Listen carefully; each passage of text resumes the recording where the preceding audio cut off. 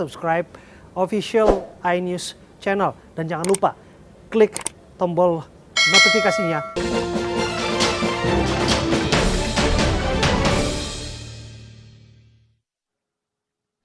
Pemirsa, pemerintah resmi memberlakukan diskon pajak penjualan barang mewah atau PPNBM sebesar 0% untuk pembelian mobil baru. Kebijakan tersebut ditargetkan penjualan otomotif meningkat hingga 81.000 unit.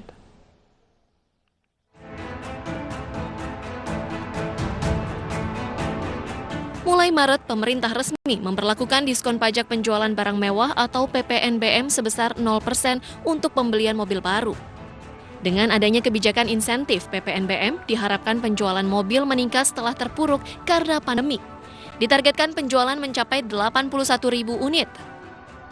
Kebijakan ini berlaku untuk kendaraan bermotor di bawah 1.500 cc yang memiliki local purchase sebesar 70%. Ketentuan bebas PPNBM ini berlangsung 9 bulan.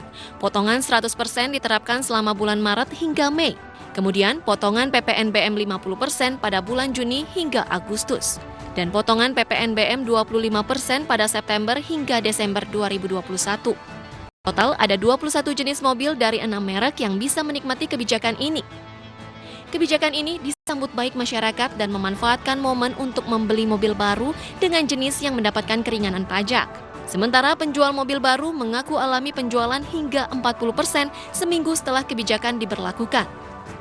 Kami mengalami peningkatan order yang cukup signifikan, sekitar 30 menuju ke 40% per harinya dibandingkan dengan bulan-bulan sebelumnya saat terkena pandemi dan tidak ada kebijakan ini. Dari sisi ekonomi, kebijakan ini dinilai tepat karena meningkatkan mobilisasi industri otomotif dan berujung adanya jutaan orang yang terlibat dalam industri ini akan mendapatkan manfaatnya. Terkait kebijakan ini, Komisi 11 DPR RI Kamura Samad menyatakan sektor otomotif bisa mendongkrak ekonomi. Pertama, kita harus melihat dari sisi sejauh mana kebijakan pembebasan PPNBM itu mampu menjadi pemicu atau daya ungkit terhadap bangkitnya perekonomian. Secara umum tentu tidak begitu signifikan. Namun menurut pengamat ekonomi Indef Rusli Abdullah, terdapat penghambat sekaligus tantangan program ini, yakni rasionalitas kelas menengah ke atas. Karena di tengah pandemi, kalangan ini cenderung akan berpikir panjang untuk memutuskan membeli mobil dan mempertimbangkan tujuan berpergian karena bisa beresiko di tengah pandemi. Dari sisi ekonomi ya, ini tepat dalam artian untuk tadi meningkatkan utilisasi industri otomotif, kemudian ada multiplier effect terhadap ekonomi. Jadi hitungan pemerintah adalah di sini nanti akan ada kehilangan 2 triliun, sekitar 2 triliun pajak dari ini penjualan mobil ini.